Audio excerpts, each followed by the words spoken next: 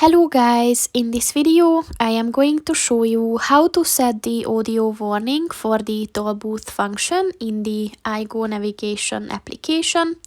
But first I just want to mention, don't forget to subscribe to my channel, because at 10,000 subscribers I am going to show you my whole YouTube revenue statistics and growth strategy, as well as how to make money online. Let's jump into it.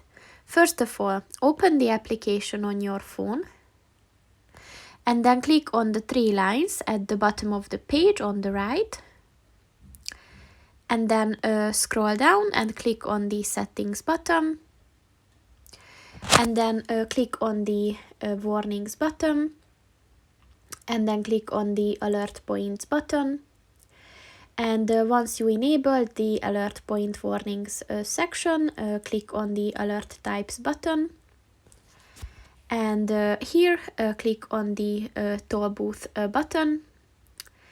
And if the warning type is set to audio and visual, then you will have access to the audio warning section.